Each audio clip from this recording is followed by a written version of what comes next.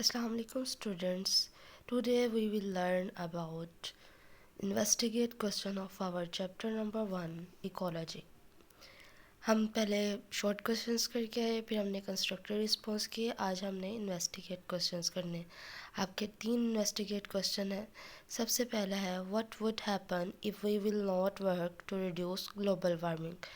हम रीडिंग करते वक्त भी ग्लोबल वार्मिंग के बारे में पूरा टॉपिक पढ़ के आए कि ग्लोबल वार्मिंग हमने ये देखा किन किन रीजंस की वजह से हो रही है और उनके क्या क्या इफ़ेक्ट है। तो क्वेश्चन में उन्होंने यही पूछा है कि अगर हम ग्लोबल वार्मिंग को कम नहीं करेंगे तो कौन कौन से प्रॉब्लम्स आ सकते हैं। आपको पता है ग्लोबल वार्मिंग एक्चुअली में क्या है। जो हमारा अर्थ का टेम्परेचर है वो इंक्रीज़ होता रहता है, ठीक है। हमने देखा due to consumption of different fossils fuel, जब हम उनको बर्न करते हैं, ठीक है, तो वो सारी जो गैसेस हैं वो इन्वायरमेंट में रिलीज़ होती हैं, ठीक है। जैसे कि हमने कार्बन डाइऑक्साइड देखी थी, तो वो सनलाइट को जो ज़मीन पर आती हैं उनको रिफ्लेक्ट बैक नहीं होने देती, और जो अर्थ का एटमॉस्फेयर है, जो इन्वायरमेंट है, वो ज़्यादा से ज़्यादा वार्म होना शुरू हो जाता है। इस जब ज़्यादा से ज़्यादा ग्लोबल वार्मिंग कॉज होगी तो उसके क्या इफ़ेक्ट हो सकते हैं।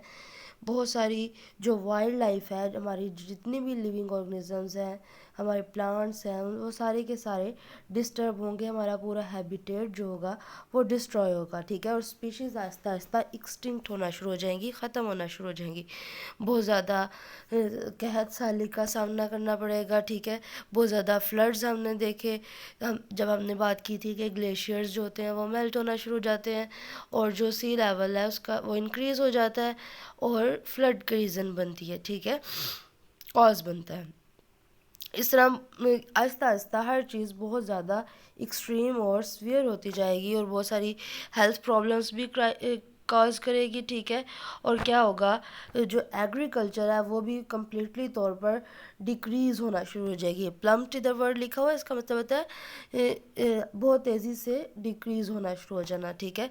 जिसकी वजह से फूड शॉर्टेज का भी सामना करना पड़ेगा, और ये सारी की सारी प्रॉब्लम ग्लोबल वार्मिंग की वजह से होंगी। इसलिए हमें ग्लोबल वार्मिंग को रिड्यूस करना चाहिए।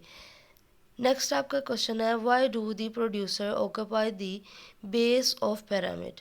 ये भी हम रीडिंग के दौरान करके आए थे। हमने देखा था पिरामिड शेप बनी हुई थी, और वो उसे प्रोड्यूसर से स्टार्ट हो रही थी, फिर हर्बीवर्स थे, फिर कार्निवर्स थे, और जो प्रोड्यूसर्स थे वो बिल्कुल पिरामिड की बेस पे थे। तो वो यही पूछ रहे हैं कि पिरामिड की बेस पर क्यों मौजूद होते हैं प्रोड्यूसर। तो पहले भी हम फूड चेन भी हमने देखा, तो जो फूड चेन थी वो भी प्रोड्यूसर से स्टार्ट हो रही थी, ठीक है। प्रोड्यूसर्स में प्लांट आ जाते हैं जो एक्चुअली में एनर्जी और फूड को प्रोड्यूस कर रहे होते हैं, और वो फिर आहिस्ता आहिस्ता पूरे इन्वायरमेंट में मूव करी होती है। अब देखें, अगर प्लांट्स की या जो प्रोड्यूसर्स हैं उनकी कंसंट्रेशन कम हो जाएगी, तो फिर आगे आने वाले जो एनिमल्स हैं वो जिन पे डिपेंड कर रहे थे फूड के लिए, एनर्जी के लिए, उनमें भी डिक्लाइन आना शुरू हो जाएगा, ठीक है। तो क्या होता है, सबसे ज़्यादा बेस जो होती है, बेस स्टार्टिंग पॉइंट है पिरामिड का, ठीक है। जो प्रोड्यूसर्स हैं, क्योंकि उन्होंने एनर्जी प्रोड्यूस करनी होती है, फूड प्रोड्यूस करनी होती है, तो उनकी जो कंसंट्रेशन होती है ना, हमने ये बात करके आए थे कि हमने इसको नंबर और वेट ऑर्गेनिज्म के दोनों की बेस पर हमने पिरामिड में उनको प्लेस किया हुआ है, ठीक है। तो जब उनका नंबर कम होगा तो अगले आने वाले एनिमल्स जो है उनका नंबर ज़्यादा होगा, तो उनके लिए तो फूड की शॉर्टेज होगी।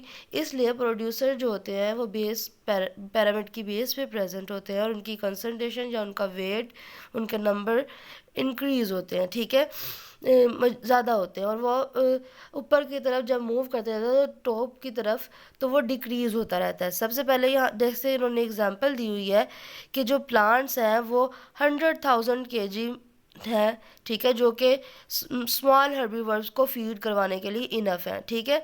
हर्बीवर्स एनिमल को, जो कि हर्बीवर एनिमल्स हो सकते हैं 10,000। इसी तरह वो जो 10,000 है उनके ऊपर जिन्होंने फीड करना है उनकी कंसंट्रेशन भी कम होगी, ठीक है, वो 1,000 kg होंगे। तो क्या होगा, वो 1,000 जो कार्निवर्स हैं, प्राइमरी कार्निवर्स, वो 100 सेकेंडरी कार्निवर के लिए इनफ होंगे फॉर फूड एंड एनर्जी। इसीलिए हम कहते हैं जो हमारा पिरामिड है वो उसमें बॉटम टू टॉप वो आहिस्ता आहिस्ता उनकी जो वेटेज है ऑर्गेनिजम्स का वो डिक्रीज होता जाता है।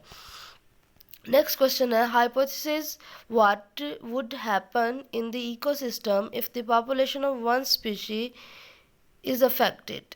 अगर हम फूड चेन की बात करें या इकोसिस्टम की बात करें उसमें एक स्पीशी को भी अफेक्ट कॉज हो रहा है या वो बहुत ज़्यादा कम हो रही है या बहुत ज़्यादा हो रही है तो इकोसिस्टम पर उसका क्या इफ़ेक्ट पड़ेगा हमने ये देखना है।